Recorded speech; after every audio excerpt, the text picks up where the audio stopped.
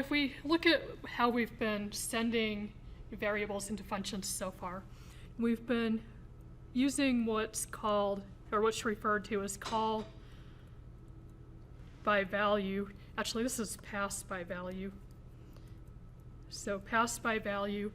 So we can pass by value, or we can pass by reference.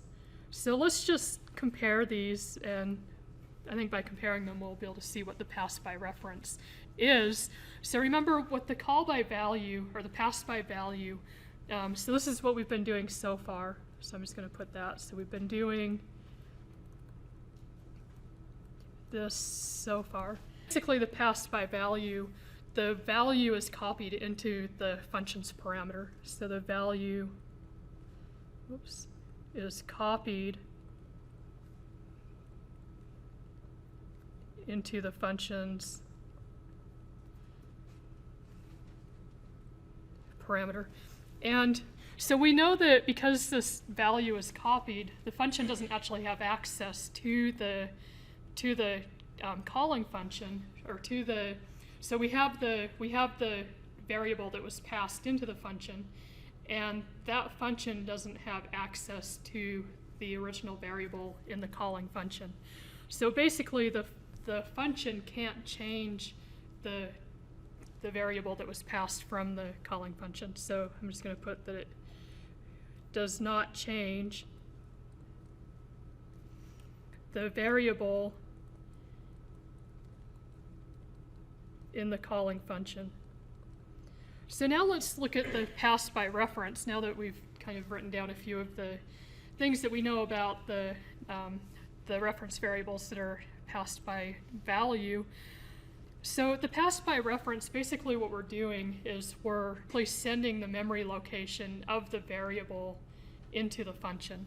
So, and this might be, I'm just going to write this here. So instead of a value of the variable being copied into the function's parameter, the parameter gets the memory location of the variable that it's referring to. So it gets the memory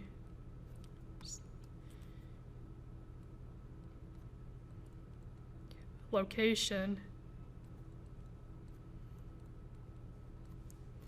of, and this is actually variable,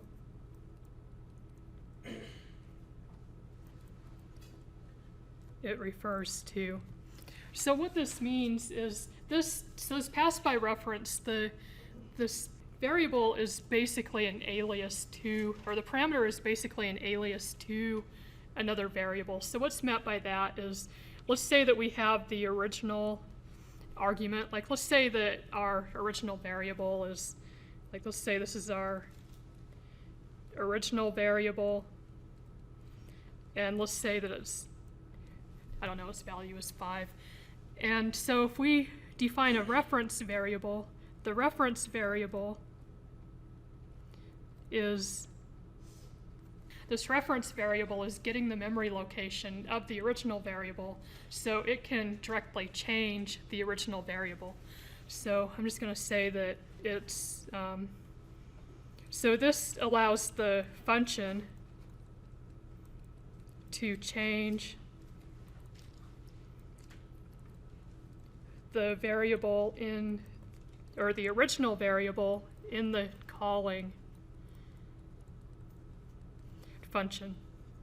So let's just look at how we do this and what, like an example of how this would work. So let's say that we have a function that's a void, so it's not returning anything, and let's just say that it doubles a number, so let's call it double num. And then let's say that it has a reference variable, so int, and the way we define a reference variable is we put an ampersand, and sorry, I have a really hard time drawing these ampersands, but that's an ampersand. And then we have our reference variable.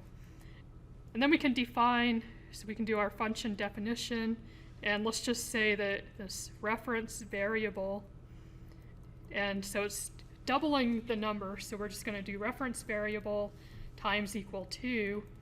So then this function is getting this reference variable, and it's doubling it, so it's multiplying it by 2. And let's look at how this would tie in with the main function, so a calling function. So we have int main, and I'm just going to define a variable, so int value is equal to 2. Actually, let's do 3.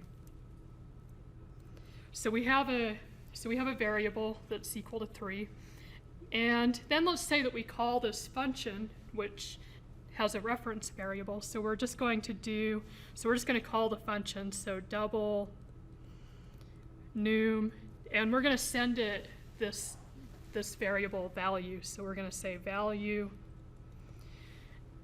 And so what's going to happen with this is, since this function has a reference variable, when we send it this 3, this reference variable is getting the memory location for this variable value. And so what's going to happen when we run this, so if we have the int value, like if we were to print out what this value is, so let's say we have a cout statement, this is going to print out 3, so the value is equal to 3. But then we call this function, double num, we send it this variable value.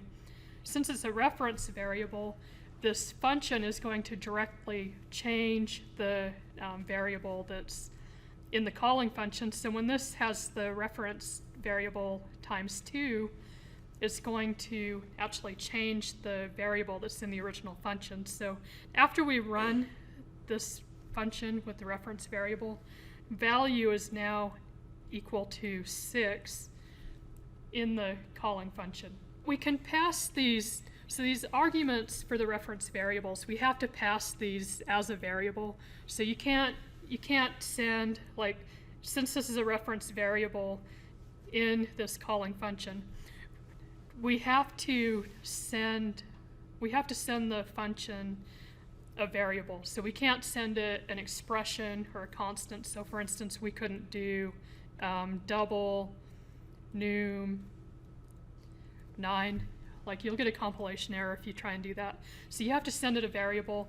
You also can't send it a mathematical expression. So you can't send it an expression or a constant. You have to send it a variable. Using these reference variables can cause really hard to find logic errors. If you're changing, like even if you only had one function that was changing your variable, you might not realize that it's changing the variable in your function, and then like in the main function you have this defined as 3, and there's nowhere here that, like, just looking at this function call, it's not really obvious that that function is going to actually change the value of the variable in your main function. So you'd have to go look at the function and see that, oh, that's a reference variable, and then try and trace that through and figure out where it's actually changing it. Reference variables are really useful, but you don't want to use them unless you have to. So you only use them if the situation requires you to use them. We're going to be writing some code using reference variables that probably doesn't necessarily require a reference variable, just for practice to learn how to use them. But in general, if you don't need one, you don't want to use one. Some common situations for when you would use reference variables are, let's say you're passing a large amount of data. You don't want to be copying like a ton of data into your function every single time the function's called. So then you might use a reference variable to give the function access to that data so that it doesn't need to be copied into the function.